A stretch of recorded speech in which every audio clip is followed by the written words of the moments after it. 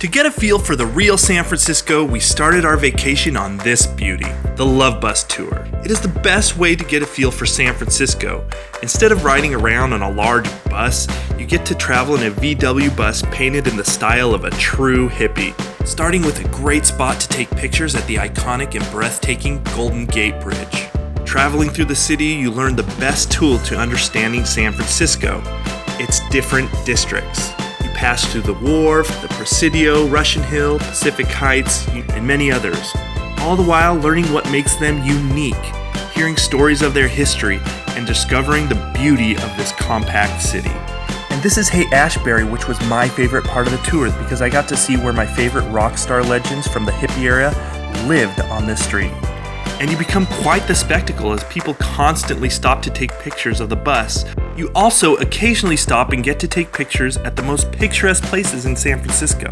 One thing you'll notice about San Francisco is that it is impossible to do it all. That is why I recommend starting with this tour that I will link to with all the other points of my itinerary in the description below this video. Once you are finished with this tour, you will have places you definitely want to explore more and other areas you will want to stay away from. And very few people get to go down Lombard Street in a VW tie-dye bus. We decided to spend the rest of the day at Fisherman's Wharf because there's so much to do. There's plenty of shopping for cool things that you can only get there, as well as gift shops and my wife's favorite, candy. And lots of it. The Wharf is the best place to take a cable car down to Union Square for some high-end shopping. But we had enough to do at the Wharf, so we just stopped by for a few pictures. Plus, the Wharf has awesome shopping of its own. I mean, take a look at this store. There's even places where you can buy unique art. The Bowden Bakery is a great place to watch them roll dough into interesting shapes. The Wharf is also known for its extremely unique and talented street performers. This one-man band was intense and quite talented. Pier 39 is like a big fair that sits on the water and overlooks the bay. And there's tons of things to do there, like performers, a carousel, and face painters. On Pier 39 there is fun everywhere you turn your head. And don't forget at Pier 39 to make your way to the sea lions. They like to lay on their little pods and try and kick each other off and play with each other. It's fun to sit back and watch them play. And it's right outside my favorite part of the pier, which is the mirror maze. It's trippy walking through and trying to find out which is the real you and trying to find your way out. I'm not gonna lie, it made me feel like a kid again, and it's definitely worth the 15 to 20 minutes. So which one of these reflections is my wife? Pretty trippy, eh? Speaking of feeling like a kid again, nearby is Museum Mechanique. This is an antique arcade and really fun. Here there are arcade games from just about every generation, and you still get to play them. Let's just say our ancestors had an antiquated sense of amusement. Some of the arcades are bizarre, and some are, well, morbid.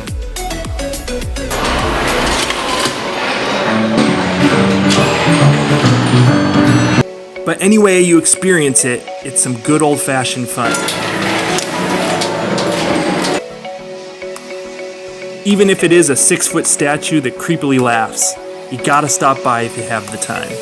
About 10 minutes from Fisherman's Wharf is a little artistic gem. It's called a wave organ. If you go when the tide is high, these tubes make interesting sounds. On top of that, it's just a serene and magnificent way to experience the bay. Just in case you weren't already planning on going to Alcatraz, let me convince you to go. This is a must-do when you're going to San Francisco. Alcatraz isn't just to go look at an old prison. It is to experience what prison life is and was. And on top of that, Alcatraz the island is stunning. In fact, we decided to book an evening tour so we could see it at sunset, which I do not regret. At first you have a tour guide that shows you the premises. Then you go on to a self-guided tour that really dives deep into what prison life was like for the prisoners. If walls could talk, this prison would have some pretty interesting stories to tell. In fact, the closest thing you'll get to walls talking is this tour. The tour is about the many inmates that were sentenced here, including the most daunting offenders. They talk about what life was like for the inmates on a day-to-day basis. Also, what life was like for the prison guards and even the different wardens. You get to see what solitary confinement was like, sort of. And frankly, I wouldn't have wanted to be any of them. Most interesting to me was you got to hear the various escape attempts and see some of the artifacts etched into the prison from those escapes. You also get to see plenty of who the island really belongs to and who it was named after, which is the Alcatraz birds. Alcatraz is now a sanctuary to its seabird. To finish off our day at the wharf, we ended at Ghirardelli Square, home to Ghirardelli chocolate. You can see on display the chocolate machinery, but most importantly, it's a little dessert bar, and it is delicious.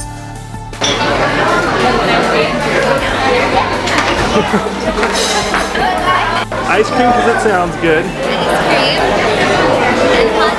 Hot chocolate to balance you out. Oh man, just look at how good that stuff is.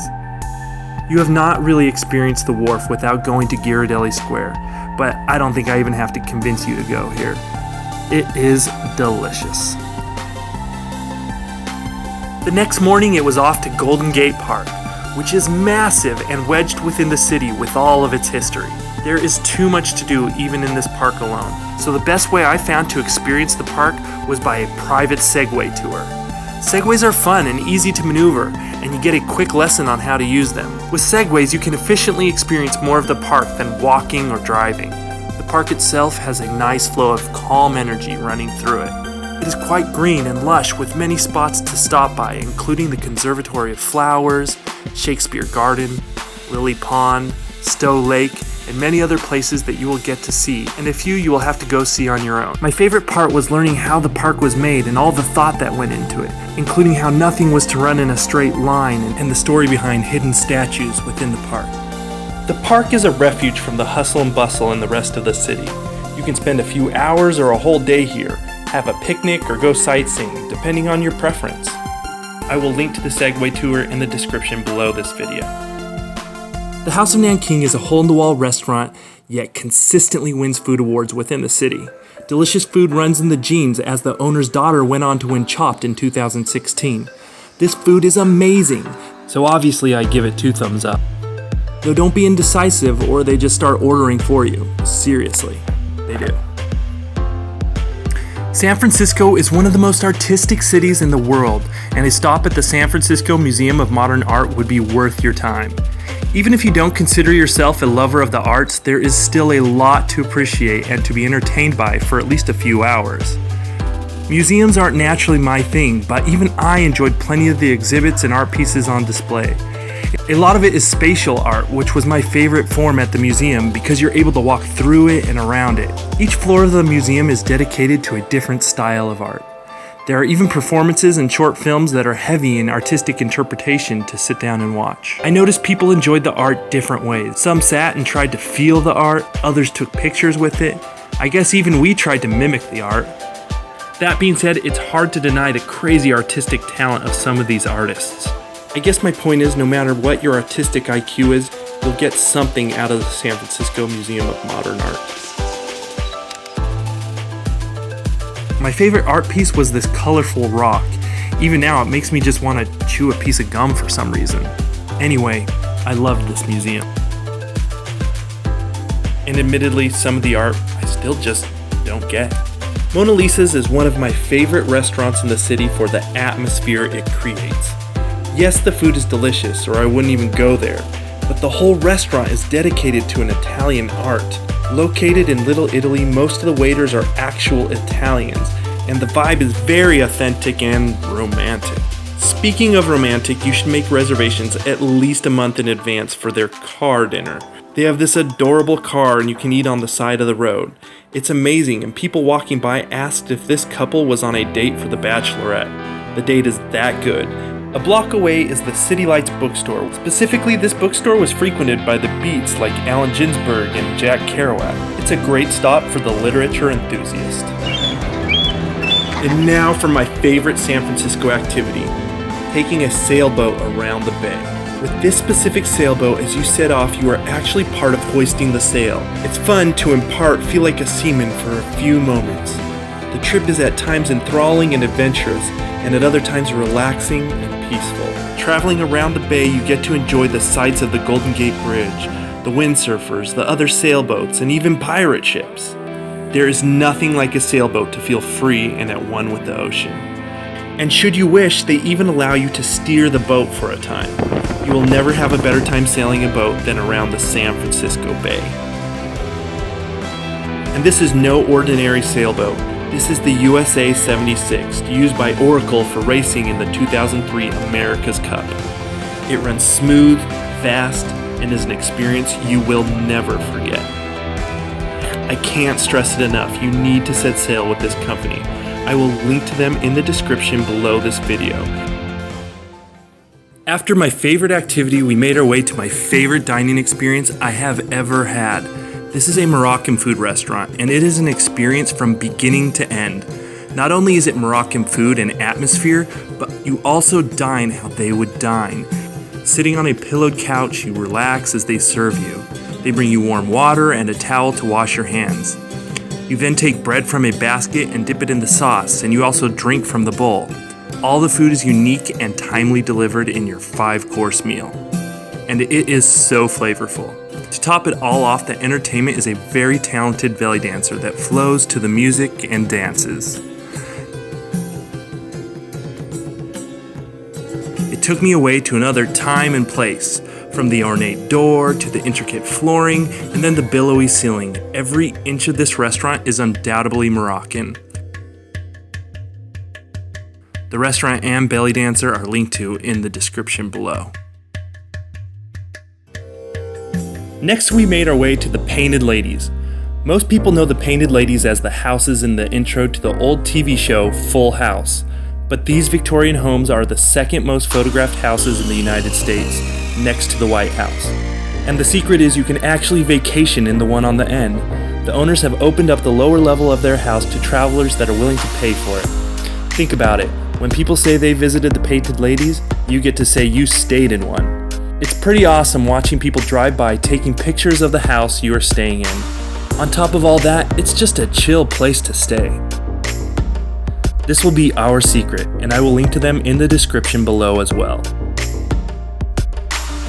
The next secret I have for you is the best place to take pictures of the Golden Gate Bridge. To get the best pictures, you need to go past the Golden Gate Bridge and make a short hike up to Battery Spencer. Here you will find the best lookout over the bridge, ideal for taking pictures up close to the bridge. Whether foggy or sunny, your best chance at a great picture is here. If you can, go during a weekday or very early in the morning on a weekend, so you don't have to share the view with others. Now that you're in Marin County, a little further down the road is Point Bonita Lighthouse. If you're into sightseeing, this is a short little hike with a beautiful vista. Standing next to the lighthouse, you can look around as the waves crash below you. Some people like to find hidden gems within the travel city. Nestled in the Presidio is the Yoda Fountain. But San Francisco has gems like this scattered and hidden at every turn. After our Segway tour on day 2, we decided we really wanted to return to Golden Gate Park to enjoy the Japanese tea garden. The tea garden was very zen, and the chi can be felt throughout the whole landscape. Everything from bonsai trees to koi ponds make this place optimal for self-reflection, relaxation, and self-meditation. If there's one thing that stands on its own within Golden Gate Park, it is the tea garden. Its serenity makes it an ideal location to wind down from the rest of the trip. The best part of the garden is the bridges, which make for great pictures and provide a great view of the garden as a whole. And in the middle of the garden, there's a little tea bar where you can order teas and soups, or in my case, I just relaxed with a diet soda and took in the scenery. The next hidden gem we visited was the tiled steps on 16th Avenue. The steps are impressive and worth the climb to take in the details that went into the workmanship to provide the beauty as a whole. At the very top is a great panoramic of the city. And these steps are ideal for selfies, as demonstrated. Thanks girls for being great sports. The last hidden gem we took advantage of on our trip were the Seward Street slides. If you can find these slides, grab a piece of cardboard and give them a slide. Just make sure to check their open times. Haight-Ashbury was the last place we decided to visit before calling it a trip and going home. This was the epicenter of the hippie movement and is still thriving today off of its extremely eccentric shopping. The stores on this street are worth at least window shopping, but don't be surprised if browsing leads to buying. I have found some of my favorite clothes on this street, and I dress pretty conservatively.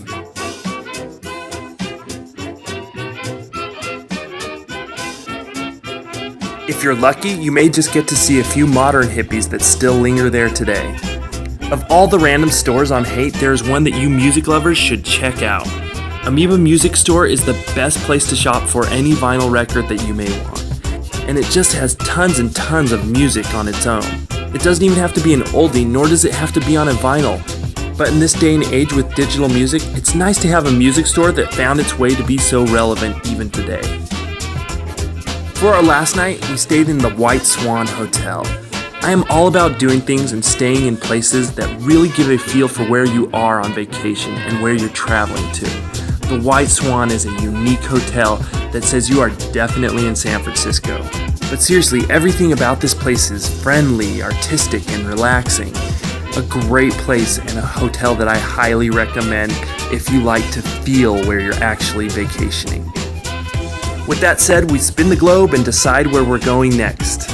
Once again, everything we did on our San Francisco vacation itinerary is linked to in the description below this video. Subscribe to my wife's makeup channel, watch my other travel videos, like, subscribe, and enjoy your San Francisco trip. I'm in trouble.